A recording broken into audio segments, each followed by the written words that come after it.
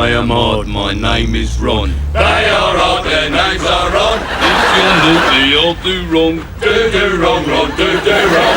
We are Rons and we don't care. They are Rons and they don't care. You know E equals MC squared. They know E equals MC squared. You might. Who might? He might. Who might? My mate. Einstein. We do wrong and we do right. They do wrong and they do right. We go clubbing late at night. We're not stupid, we're not thick. They're not stupid, they're not thick. But where the hell is Reykjavik? Where the hell is Who's wrong? Who's wrong? He's wrong. What's more? Moron. Moron? Yes, Ron. My mate, moron.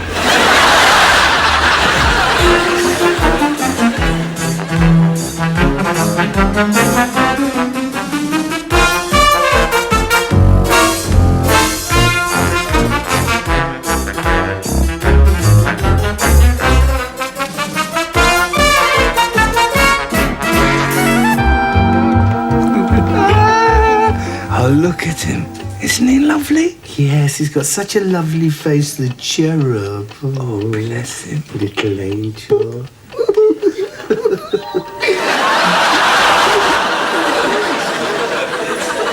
There is a limit, even to the human imagination.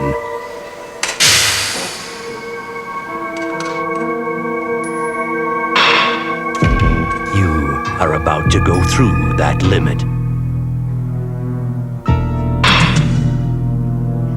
Molecular decimation, breakdown, and reformation will change the world as we know it. Man's greatest scientific creation is about to meet his deepest fears.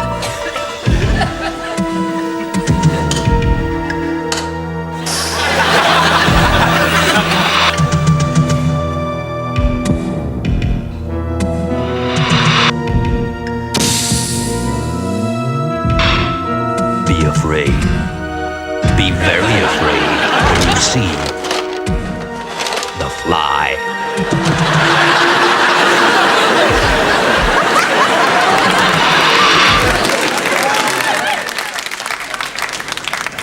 Street litter. One of the biggest problems facing society today.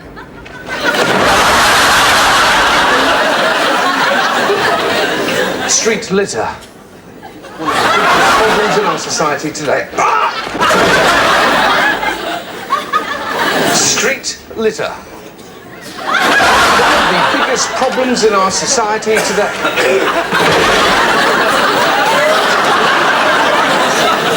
Street litter.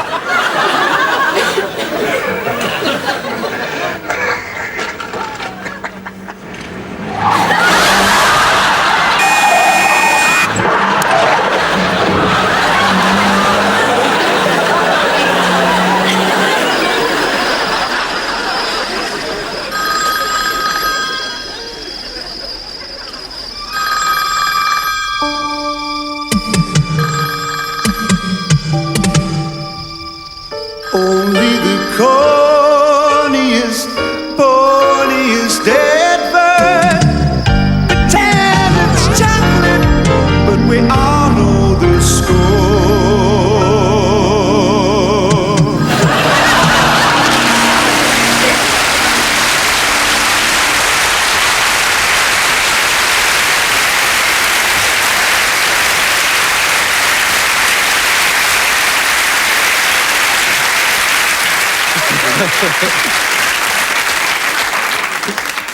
Well, we've finally done it. We're such good friends, we've decided to inhabit the same body. What do you think? What do you think of the suit? Pretty good, eh? The operation has been very successful, but of course there are a few side effects.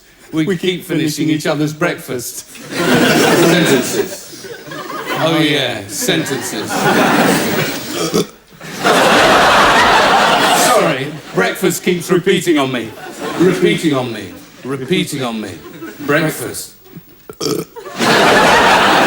Anyway, as we were saying before we so rudely interrupted ourselves, sorry about that, that's okay. There are advantages to having two people in one body. Like most people, we've got two arms and two legs, but we've also got two brains, which means now we can almost finish the Sun crossword. Boom. Norman's left-handed and Gareth's right-handed, which means our sex life's twice as good as it used to be. Thank you. Thank you. You're welcome. And last but not least, having two great big bottoms welded together means we're the first person in the world to fit snugly into a pair of C&A Y-fronts. Evening all. Evening all, and welcome to the show. Dance? Why not?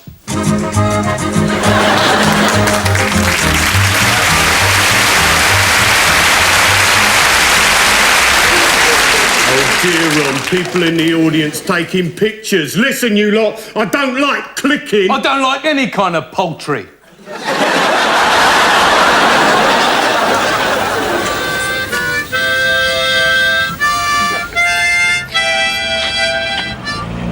It seems like pretty tough luck to fight for one's country and end up like this. I was in the Guards, and I think I know what you chaps went through out there in the Falklands. Well done. Muchas gracias, señor.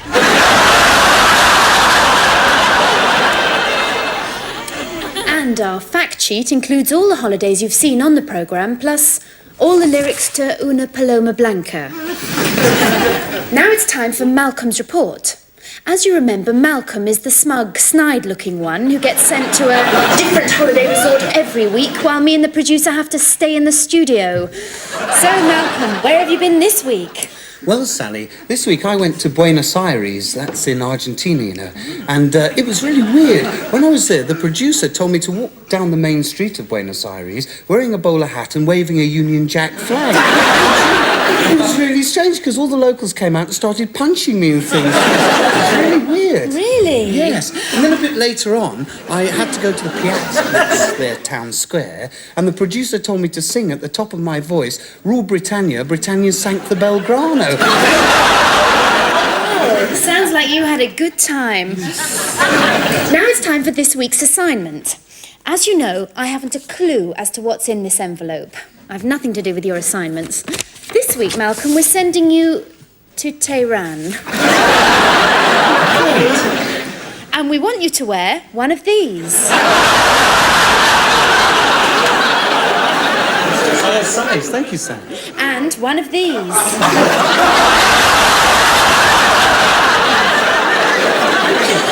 I've been dying to get my hands on one of these. Yes, we thought he'd give you one while you've still got hands. Seriously, though, Sally, do you think I'll be safe in Tehran? Well, naturally, Malcolm, your safety is our first consideration, so we are giving you one of these. Oh, thank you very much indeed.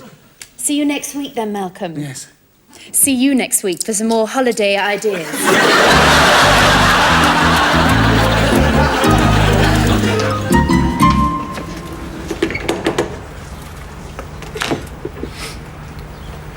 Yeah?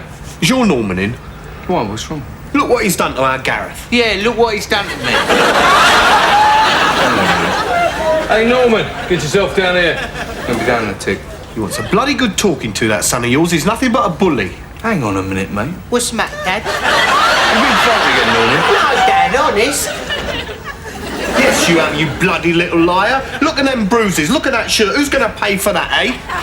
Go on, Gareth, hit him back. Hey, nobody hits my kid while I'm around. Yeah, well, he wants a bloody good hiding. You'll get a bloody good hiding if you're not careful, mate. Don't let him talk to you like that, Dad. You threatening me? Go on, Dad, thump him one. Shut up. Your dad better not hit my dad, because my dad can fight your dad. Sit You there. can shut your mouth as well. Now, listen, any more of this, I'm going straight to the police. Oh, yeah, you do that, and I'm going to tell my dad what you do to my mum on Wednesday afternoons when my dad's at work. Oh, yeah. Well, I'll tell him what your dad does with my mum when my dad's out on Friday nights. Yeah, well. Yeah, well, just watch it then. And you. Later tonight, for the first time on British television, Mario Scantini's 47th Precinct. You wanted to see me, Chief? Yeah, Bedell. You're off the Jensen murder case. Off the case. What the Dickens do you mean? Because you made a complete mess of it. That's a load of blooming nonsense. I warned you, Bedell. Senator Jensen's been on my back again. And if you don't quit the case, it's my career on the line. Senator Jensen is the biggest blinking scoundrel in this.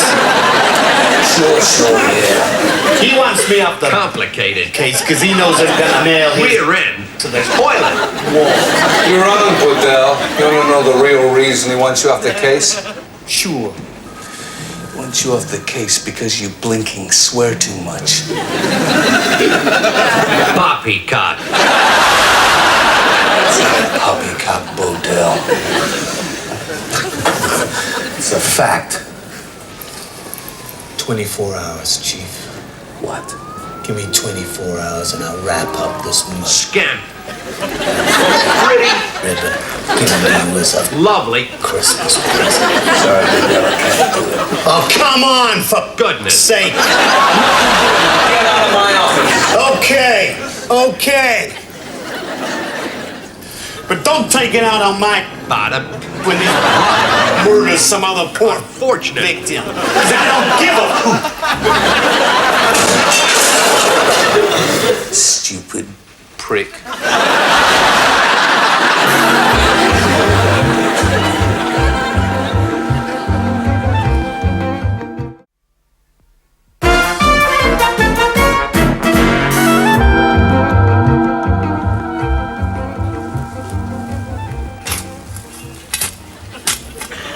All right, Sonny, what's your game? Shh. Just murdered Jason Donovan.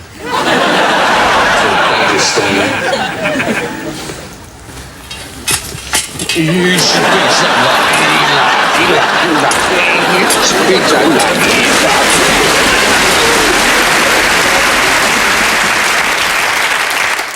Hello, Billy. Hello, Johnny. Hello, everyone. Today, Johnny and I are confused. What sort of a goat is this? That is a billy, Johnny. A billy, Billy? No, there's only one of them.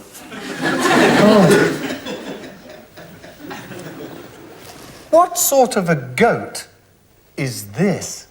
That's a nanny, Johnny. A nanny, Billy?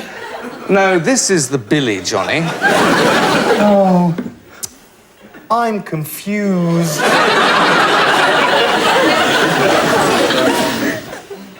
What have you got there?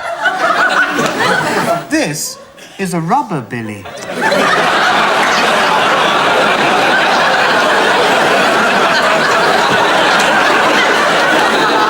A rubber, Johnny? No. This is... Silly Billy.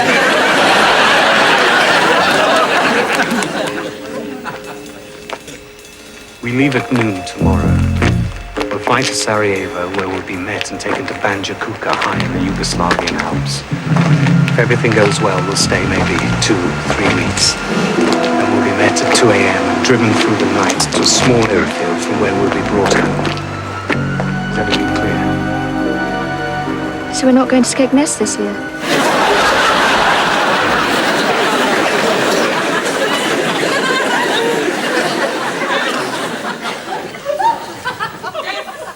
The management.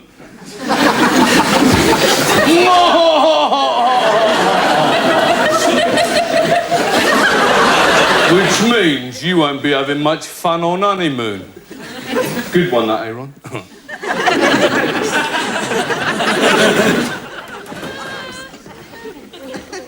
As you may or may not know, we are The management. It's lovely to see all you wonderful people. Ha ha ha ha ha ha. Said for this geezer down the front row who ain't laughing, watch it, mate, who Ron here might have to tear you off a strip. Which means you won't be having much fun on your honeymoon.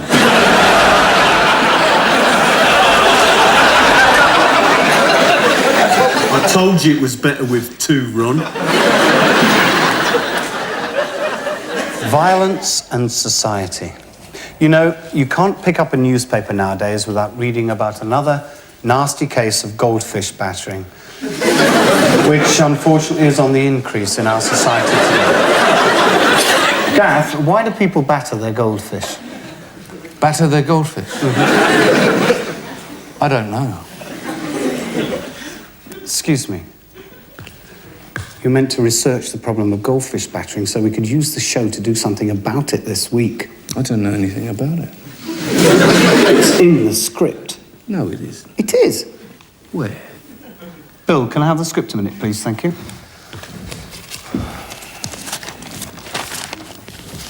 There you go. There it is, goldfish battering.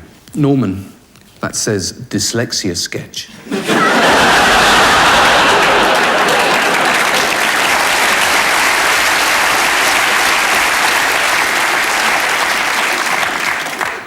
Well, we haven't got time to do that one now, so we'll just move on to cucumber. Is that cucumber there? Film quickie. Film quickie.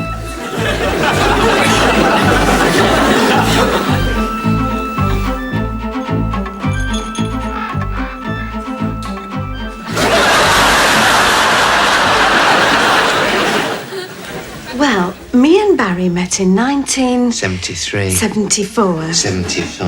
At the Majestic Ballroom in... Oldham. In Wigan. Wigan. We've been seeing each other now for... 14 years. 15 years. 15 years, yeah. And yet, in all that time, we've never had a proper... Shag. A proper sexual union. And don't you be so crude, Barry, or I shall tell your mother. Don't tell me, Mum. He's letting me down. For Doreen Rowbottom and her boyfriend Barry Barraclough, this is to be the most important day in their long relationship. For tonight, after 14 years of self-imposed celibacy, they're about to indulge together for the very first time in pre-marital sex.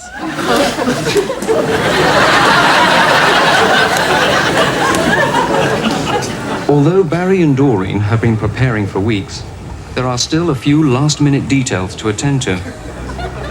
Go on then, Barry. Drafty, Doreen. Well, it's up to you, Barry. But I've told you before, I'm not doing it unless you're wearing something. And I've told you, Doreen, I'll be wearing my vest.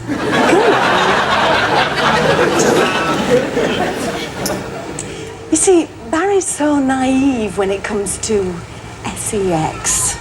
Not like me. I've read every Barbara Cartland novel there is in the library. I told him, I said, Barry, these days, buying contraceptives, it's like buying fish and chips.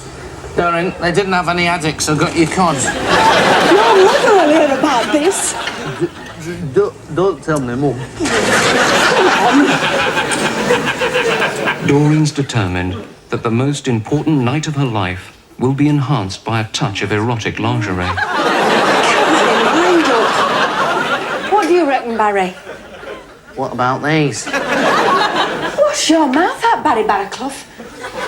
What, do you take me for a loose woman or something? But Doreen... Oh, no, Barry. I will certainly not be wearing anything like that. But Doreen, I don't mean for you, I mean for me. Barry, I'll tell your mother about you. She already knows.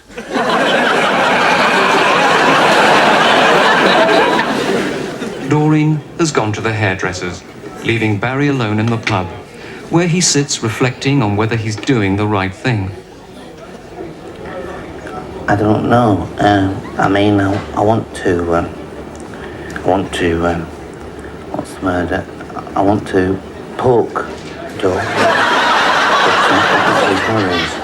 I mean, what if I don't perform right? And what if I can't arouse Doreen's passion and transport her to a frenzied rapture of overwhelming sexual ecstasy. Do you think she'd tell me, Mum? It's 6:30. Barry arrives at Doreen's house to drive her to the hotel, where they've booked a room under the name of Mr. and Mrs. Smith.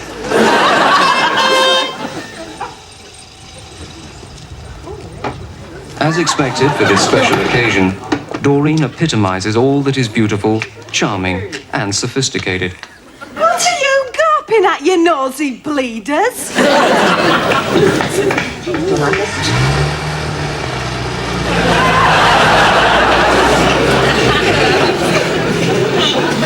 The moment of truth in the Cooling Towers Hotel. A few pints of lager have been consumed in the hotel bar to build up a little Dutch courage, while Barry stuck to his usual half a shandy. So, this is it then. How do you both feel? Well, a little bit nervous, naturally. But once I get the bit between my teeth, there'll be no stopping me. What do you mean, darling? Shut up, stupid, and get in there.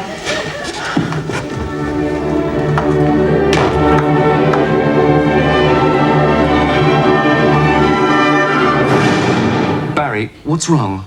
Somebody told me, Mum.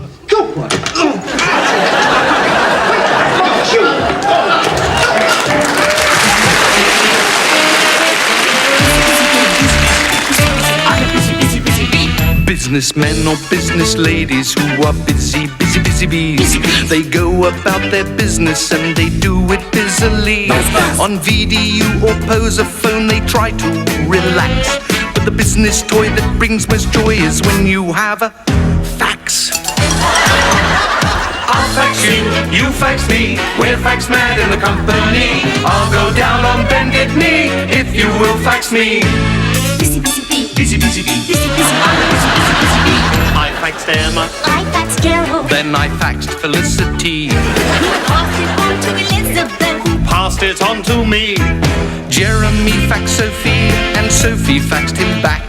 But poor old Joff has been cut off, so he couldn't give a fax. I'll fax you, you fax me. We're fax mad in the company. I'll go down on bended knee if you will fax me. Busy bee, I'm a busy bee. I'm a busy bee. I'm a busy bee. I'll fax you, you fax me. We're fax mad in the company. I'll go down on bended knee if you will fax me. Like golfers without trousers, like flashers without mags. If you haven't got one, you'll be